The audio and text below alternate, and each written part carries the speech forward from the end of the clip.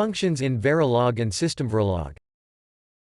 The syntax of using functions in Verilog is different from that in Systemverilog. Here is the same function written in Verilog and in Systemverilog. In Verilog, you need to use begin-end keywords to use multiple statement in function, where in Systemverilog it is not needed. The next difference is, there is no return statement in Verilog. Therefore the function or task will always execute till its last statement.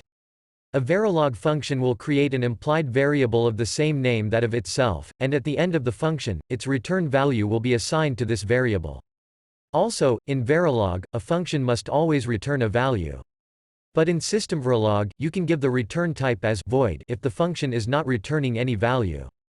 Finally, Verilog always passes arguments to a function or task by their position. Even though it is not commonly used, Systemverilog allows you to pass the actual arguments of the function explicitly by name, similar to module instantiation, as shown here.